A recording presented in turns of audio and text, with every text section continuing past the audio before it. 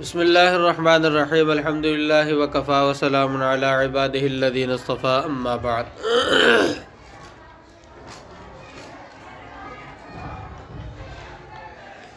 فرشتوں کی بحث کے بعد اب آگے اللہ تبارک و تعالی نے جو کتابیں نازل فرمائی ان کے متعلق بیان فرماتے ہیں ماتن و شارح۔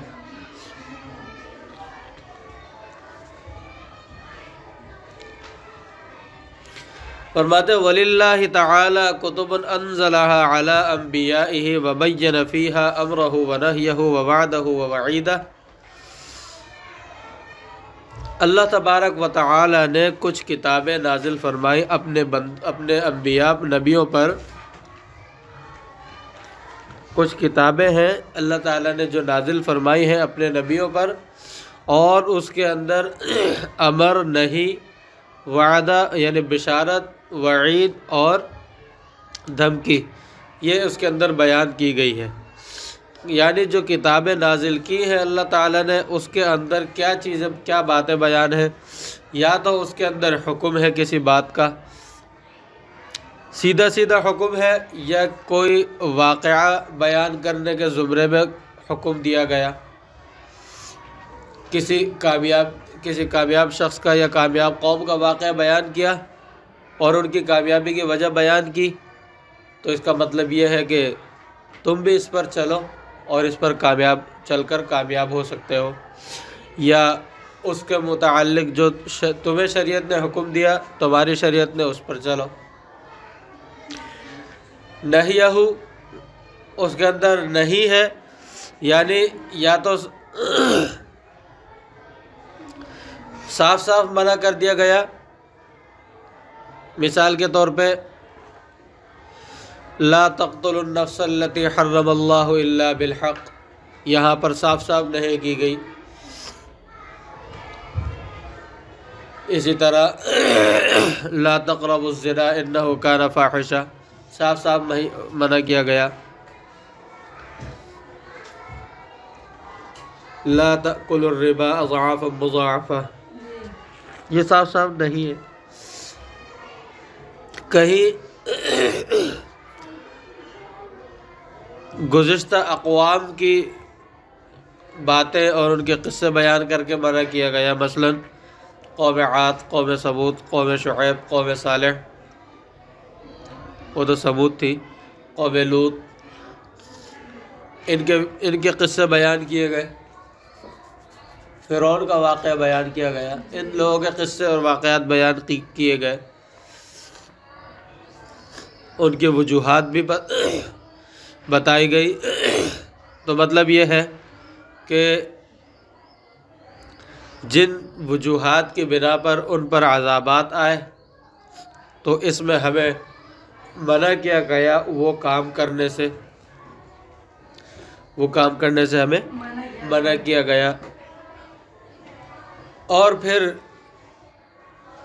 اگر اللہ تعالیٰ کے حکم کے مطابق زندگی گزاریں تو انہی کتابوں کے اندر ان کے لیے وعدے بھی بیان کیے گئے ہیں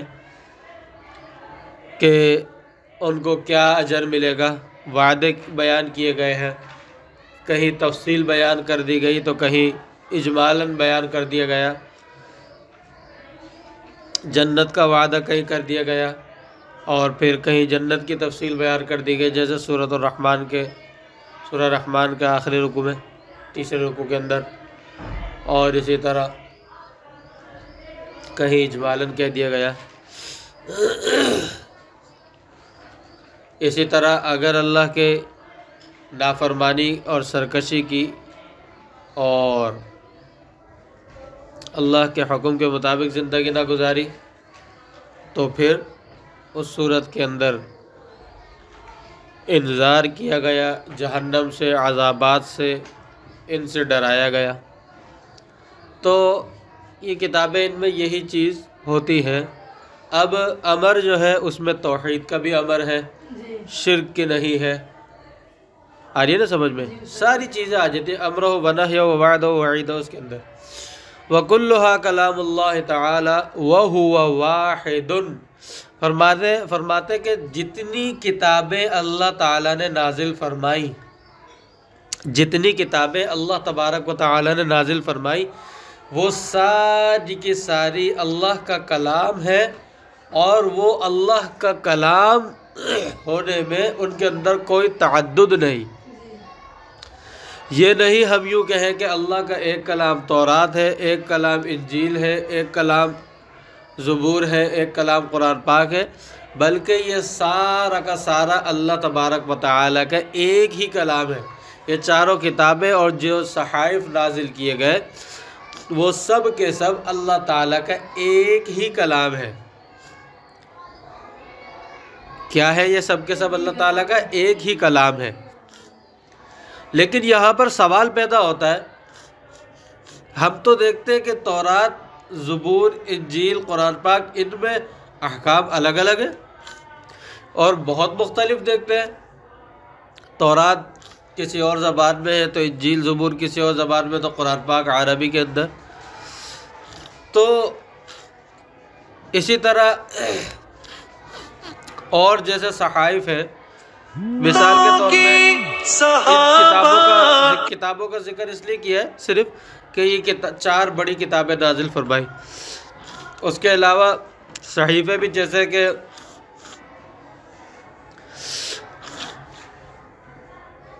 حضرت شیس علیہ السلام پر 50 صحیفے، حضرت ادریس علیہ السلام پر 30، حضرت ابراہیم علیہ السلام پر 10، اور بعض روایت کے مطابق 20 صحیفے، حضرت موسیٰ علیہ السلام پر فرعون کے غرق ہونے سے پہلے 10 صحیفے، اس طرح بیان کی گئی ہے۔ بہرحال یہ تعداد بھی، یعنی اس پر مکمل یقین کے ساتھ نہیں کہا جا سکتا، کچھ اختلاف بھی ہے۔ تو مطلب کہنے کا یہ ہے کہ یہ صحیفے اور کتابیں یہ سب اللہ تعالیٰ کا ایک ہی کلام ہے، لیکن ہم دیکھتے ہیں کہ ان میں ہمیں تو ان کے اندر تعدد اور تفاوت نظر آتا ہے۔ اسی طرح یہ فرمایا وَكُلُّهَا کلام اللہ تعالیٰ وَهُوَ وَاحِدٌ، یہ کہا گیا کہ اللہ کا جو کلام ہے ان میں جب تعدد اور تفاوت نہیں ہے۔ دوسری یہ بات یہاں پہ فرمائی ہے شاعر نے کہ اللہ تعالیٰ کا کلام آواز اور حروف کی شکل میں بھی نہیں ہے۔ اللہ تعالیٰ کے کلام کو پڑھا نہیں جا سکتا، یعنی نہ اس کے حروف ہے، ایک ہی کلام ایک ہی ہے۔ اس کا کیا مطلب کہ وہ حروف کی شکل میں نہیں ہے، وہ حروف کی شکل میں نہیں ہے۔ تو کیونکہ حروف کی شکل میں ہونا یہ حدوث کو لازم ہے، حروف کی شکل میں ہونا اس کو کیا لازم ہے؟ حدوث لازم ہے۔ اس کا تو مطلب یہ ہے کہ حادث ہے، جبکہ اللہ کا کلام تو اللہ کی صفت ہے، جو کہ اللہ تعالیٰ کی تمام صفات کیا ہے؟ ازلی ہے نا۔ پچھلے سال عقیدہ تحاویہ میں پڑھا ہے آپ لوگوں نے، اللہ تعالیٰ کی تمام صفات ازلی ہے۔ کلام بھی اللہ تعالیٰ کی ایک صفت ہے، وہ بھی ازلی ہے۔ جب ازلی ہے تو حروف کی شکل میں تو ہو نہیں سکتا، آواز اس کے یعنی آواز بن نہیں سکتی، کیونکہ آواز میں حدوث کی علامت ہے اور حروف میں حدوث کی علامت ہے۔ تو اس لیے اللہ تعالیٰ کا کلام، اللہ تبارک و تعالیٰ کا جو کلام ہے وہ آواز اور حروف کی شکل میں بھی نہیں ہے، اور وہ ایک ہی ہے، اس کے اندر تعدد اور تفاوت نہیں۔ ٹھیک ہے؟ اب یہاں پر یہ سوال پیدا ہوتا ہے کہ ہم تو دیکھتے ہیں یہ جو کتابیں ہیں یہ الگ الگ ہیں، کچھ کتابیں کسی اور زبان میں، کچھ کسی اور زبان میں، احکام میں بھی تعدد اور تفاوت ہے۔ آ رہی ہے بات سمجھ میں؟ پھر ہم دیکھتے ہیں کہ یہ تو کتابیں حروف بھی ہیں اور ان کو پڑھا جاتا ہے تو آواز بھی بنتی ہے،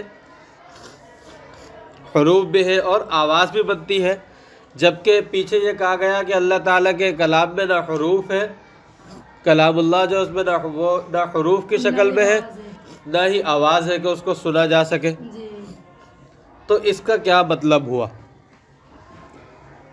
سوال آ گیا آپ کو سمجھ میں؟ جواب جب ہی سمجھ میں آئے گا جب سوال صحیح طرح سمجھ میں آیا۔ ایک دفعہ پھر بتا دوں کہ آپ نے یہ کہا کہ اللہ تعالیٰ کا کلام ایک ہی ہے، وہ نہ حروف کی شکل میں ہے نہ آواز ہے، آواز کی شکل میں کہ سنا جا سکے، اور کلام جتنی کتابیں سب ایک ہی ہے۔ اور ہم دیکھتے ہیں کہ کتابیں مختلف ہیں، احکام میں بھی تفاوت ہے، زبان میں بھی بعض کسی زبان میں بعض کسی زبان میں تفاوت ہے، پھر حروف بھی ہے ان کے تو، اور ان کو پڑھا جاتا ہے تو آواز بھی بنتی ہے۔ تو ہمیں تو یہ نظر آ رہا ہے کہ اللہ تعالیٰ کا کلام بظاہر جو ہمیں نظر آ رہا ہے کہ اس کے اندر حروف اور آواز بھی ہے، اور اس کی ایک ترتیب ہے، ایک ترتیب دیا ہوا کلام ہے، ترتیب سے پڑھا جاتا ہے۔ جبکہ آپ کہتے ہیں کہ جبکہ پیچھے یہ کہا گیا ہے کہ اللہ تعالیٰ کا کلام ایک ہی ہے، اس میں نہ کوئی ترتیب ہے، نہ کوئی تعدد ہے، نہ کوئی تفاوت ہے، نہ کوئی حروف ہے، تو یہ اس کا کیا مطلب ہوا؟ ہم جو دیکھتے ہیں وہ تو ترتیب بھی ہے اور حروف بھی ہے، آواز بھی ہے، تعدد اور تفاوت سب کچھ ہے۔ آگے سمجھ میں؟ اس کا جواب یہ ہے کہ اصل میں کلام کی دو قسمیں ہیں، کلام کی دو قسمیں ہیں، کلام اللہ کی دو قسمیں ہیں، ایک ہے کلام نفسی، ایک ہے کلام لفظی، ایک ہے کلام نفسی اور ایک ہے کلام لفظی۔ کلام نفسی کیا ہے؟ کلام نفسی وہ ہے کہ جو اللہ تبارک و تعالی کی صفت ہے، کلام نفسی جو ہے وہ اللہ تعالیٰ کی صفت ہے، اور اللہ تعالیٰ کی صفات میں تعدد اور تفاوت ہوتا ہی نہیں ہے۔ اسی طرح جو کلام نفسی وہ پورا ایک ہی کلام ہے، یعنی جتنی کتابوں میں ہمیں جو نظر آ رہا ہے اس کے علاوہ اور بھی اللہ کا کلام، وہ سارا کا سارا صرف ایک ہی ہے، اس کے اندر نہ کوئی حروف ہے، نہ آواز ہے، نہ وہ مرکب ہے آپس میں۔ حروف نہیں ہے تو مرکب کیسے ہوں گے؟ بلکہ اللہ تعالیٰ کا کلام کیا ہے؟ وہ بسیط ہے۔ کلام نفسی جو ہے وہ کیا ہے؟ بسیط ہے، وہ پڑھا نہیں جا سکتا، حروف نہیں ہوں گے اور وہ مرکب کلام نہیں ہوگا تو پڑھا کیسے جائے گا؟ پڑھا جا سکتا ہے؟ جب اس کے اندر حروف ہی نہیں ہے تو وہ پڑھا کیسے جائے گا؟ حروف کی شکل میں جب وہ ہے نہیں تو وہ کیسے پڑھا جائے گا؟ تو اس لیے فرماتے اللہ تعالیٰ کا وہ کلام جو کلام نفسی ہے، اس کے اندر کوئی تعدد نہیں، کوئی تفاوت نہیں، وہ حروف سے مرکب نہیں، اس کی آواز نہیں، وہ ایک ہی وہ کلام جو ہے وہ بسیط ہے، اور یہ اللہ تعالیٰ کی صفت ہے، اور یہ ازلی ہے، حادث نہیں، یہ ازلی ہے، حادث نہیں۔ دوسرا ہے کلام لفظی۔ کلام لفظی وہ ہے جو ہمارے سامنے ہے اور کلام نفسی پر دلالت کرتا ہے۔ کلام لفظی وہ ہے جو ہمارے سامنے ہے اور کلام نفسی پر دلالت کرتا ہے۔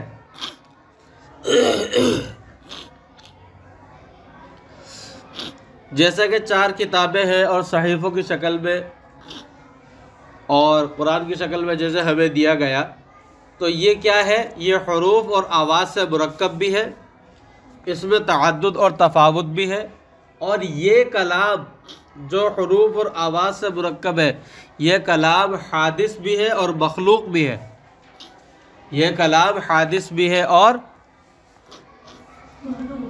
مخلوق بھی ہے، یعنی اس کلام لفظی کی ابتدا بھی ہے اور انتہا بھی ہے۔ اللہ تعالیٰ کی جو صفت ہے وہ کلام نفسی ہے، جو کہ مرکب نہیں، بسیط ہے، وہ پڑھا اور سنا نہیں جا سکتا، اور وہ ازلی ہے، وہ کلام ہے، مخلوق نہیں۔ اور جو کلام لفظی ہے، کلام لفظی جو ہے جو ہمارے سامنے موجود ہے 4 کتابوں اور صحیفوں کی شکل میں، یہ کلام لفظی ہے، اور یہ کلام نفسی پر دلالت کرتا ہے، یہ کلام نفسی پر دلالت کرتا ہے۔ یہ پتہ چلتا ہے کہ ہاں یہ کلام نفسی ہی سے مستنبط ہے جو ہمارے سامنے آیا ہے، کلام نفسی پر دلالت کرتا ہے، مگر یہ کلام لفظی ہے اور یہ آواز اور حروف سے مرکب بھی ہے، یہ حادث بھی ہے اور یہ مخلوق بھی ہے۔ سمجھ میں آ رہی ہے بات؟ کلام نفسی اور کلام لفظی، ان دونوں کی بات سمجھ میں آ گئی آپ کو؟ اب کلام نفسی کو حادث کہنا یہ جائز نہیں، کیونکہ کلام نفسی اللہ تعالیٰ کی صفت ہے، اور کلام لفظی کو اللہ تعالیٰ کی صفت کہنا یہ بھی جائز نہیں ہے، کیونکہ کلام لفظی حادث ہے۔ تو اللہ کی صفت جو ہے وہ کلام نفسی ہے، جو کہ مرکب نہیں بسیط ہے، اور کلام لفظی جو ہے وہ اللہ تعالیٰ کی صفت نہیں، حادث ہے، مخلوق ہے، حروف اور آواز سے مرکب ہے، اور یہ کلام لفظی اللہ تعالیٰ کی صفت نہیں ہے، اس کو اللہ تعالیٰ کی صفت کہنا جائز نہیں ہے۔ اور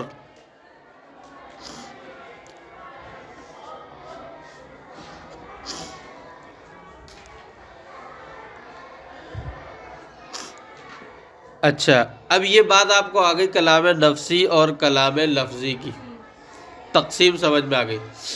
اچھا، حضرت امام احمد بن حنبل اور بہت سے سلف صالحین کو اسی وجہ سے ان کو سزائیں دی گئی۔ حضرت امام احمد بن حنبل رحمۃ اللہ علیہ کے دور میں یہ فتنہ چلا تھا کہ قرآن اللہ کا کلام ہے یا مخلوق۔ یہ جو معتزلہ تھے یہ لوگ کہتے تھے اس وقت کہ کلام اللہ کا، یہ جو کلام اللہ ہے، یہ قرآن جو ہے مخلوق ہے، قرآن جو ہے مخلوق ہے، کلام نہیں۔ وہ کہتے تھے یہ کلام نہیں ہے، یہ مخلوق ہے۔ امام احمد بن حنبل رحمۃ اللہ علیہ فرماتے تھے کہ نہیں، قرآن جو ہے اللہ کا کلام ہے، مخلوق نہیں، قرآن جو ہے اللہ کا کلام ہے، مخلوق نہیں۔ تو یہ جو تقسیم ہے کلام نفسی اور کلام لفظی کی، تو کلام نفسی یہ مخلوق نہیں، یہ اللہ کا کلام ہے، بسیط ہے، یہ اللہ کی صفت ہے، اور قرآن جو کلام لفظی کی شکل میں ہے یہ مخلوق ہے۔ جی، جو اس وقت جو فتنہ تھا وہ مطلقاً کہتا تھا کہ مطلقاً قرآن کو مخلوق کہتا تھا، اللہ تعالیٰ کا جو کلام ہے مطلقاً اسے وہ کیا کہتا تھا؟ مخلوق کہتا تھا۔ اسی لیے امام احمد بن حنبل رحمۃ اللہ علیہ نے بھی مطلقاً تردید کی اور کہا کہ نہیں، قرآن اللہ کا کلام ہے۔ جیسا فتنہ تھا ویسی تردید، ویسا سد باب کیا، اور اس وقت کلام نفسی یا کلام لفظی کی تقسیم کی ضرورت محسوس نہیں کی، کیونکہ فتنے کا سد باب کرنا تھا۔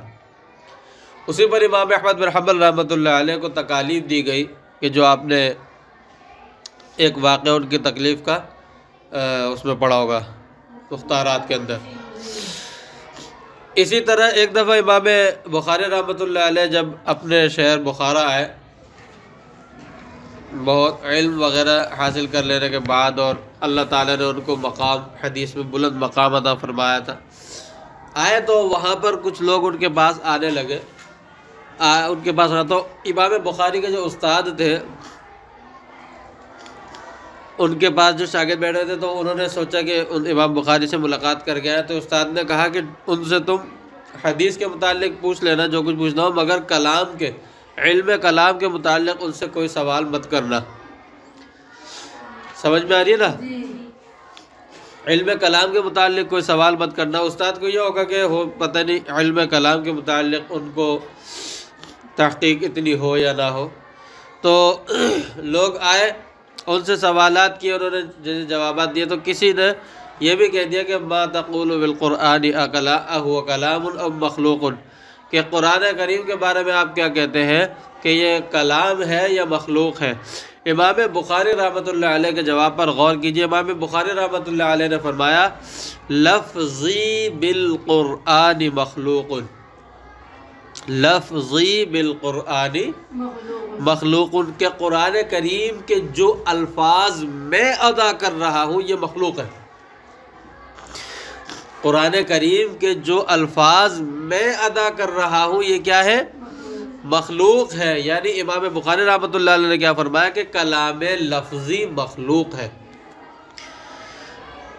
کسی نے جا کر ان کے استاد کو کیا بتایا، کس انداز سے بتایا کہ ان کے استاد نے ان کو بخارا سے نکالنے کا حکم دے دیا۔ بہرحال ان کو اپنے شہر بخارا سے نکال دیا گیا، پھر وہ سمرقند گئے، وہاں امام مسلم رحمۃ اللہ علیہ سے ملاقات ہوئی، اور امام مسلم رحمۃ اللہ علیہ کو ان کے شاگردگی کا جو ہے اللہ تعالیٰ نے موقع نصیب کیا۔ بعد میں پھر جا کے وہ بھی حدیث کے امام بنے، اور امام مسلم بخاری کے بعد انہوں نے ایک کتاب تصنیف کی جو کہ بخاری کے بعد دوسرے نمبر پر۔ تو پتہ چلا کلام کی یہ تقسیم ہے۔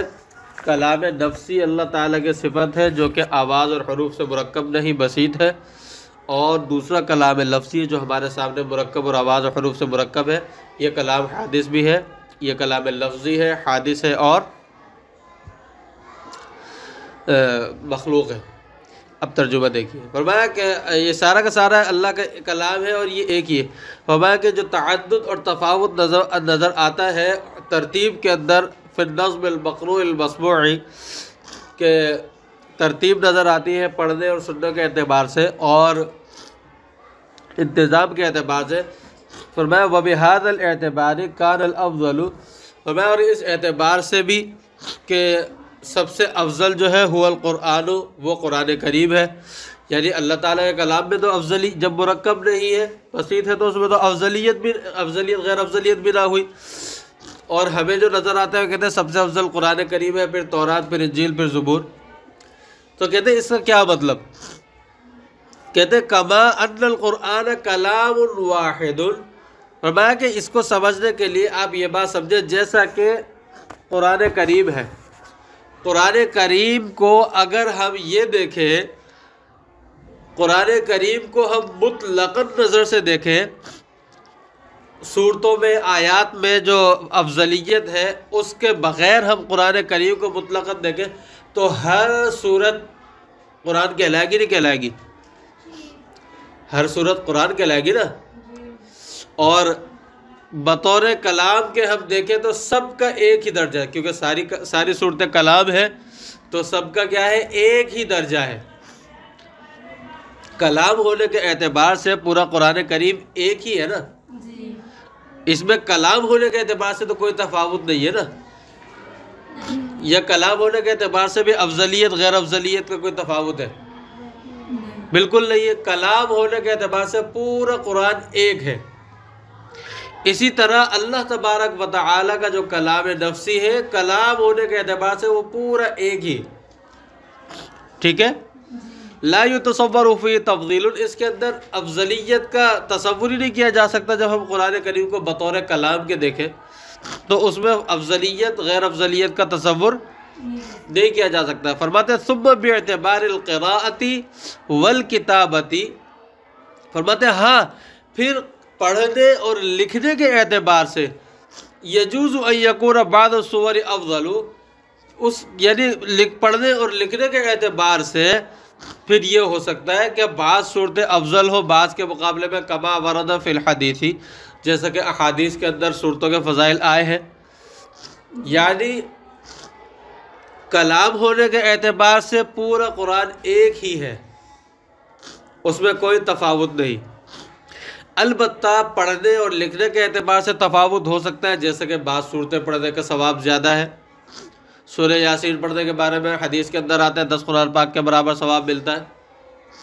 3 مرتبہ سورہ اخلاص پڑھنے کے ثواب آتا ہے کہ 1 قرآن پاک کے برابر ثواب ملتا ہے، آتا ہے نہیں آتا؟ تو یہ پڑھنے اور یا لکھنے کے اعتبار سے ہے، کلام ہونے کے اعتبار سے یہ تفاوت نہیں ہے، یعنی پتہ چلا جو تفاوت آ رہا ہے وہ دوسرے اعتبار سے آ رہا ہے، فی نفسی کلام ہونے کے اعتبار سے اس میں کوئی تفاوت نہیں، یہ ایک بسیط ہے گویا کہ سمجھانے کے لیے بتا رہے ہیں۔ اسی طرح فرماتے ہیں کہ اللہ تعالیٰ کا جو کلام ہے کلام نفسی، وہ کلام ہونے کے اعتبار سے بس ایک ہی ہے، اس میں کوئی تعدد اور تفاوت نہیں ہے۔ وحقیقت التفضیل ان قراءت افضل لما انہ انفع، کہتے ہیں تفضیل فضیلت افضل ہونے کی جو حقیقت ہے وہ کیا ہے کہ اس کا پڑھنا افضل ہے، وجہ اس کی یہ ہے کہ وہ زیادہ نفع کا باعث ہے، جو افضل ہے وہ زیادہ نفع کا باعث ہے کہ اس میں جو ہے ثواب زیادہ ہے، اور ذکر اللہ تعالیٰ فی اکثر، یا اس کے اندر اللہ تعالیٰ کا ذکر بہت زیادہ ہے اس لیے وہ اس کا پڑھنا افضل ہے۔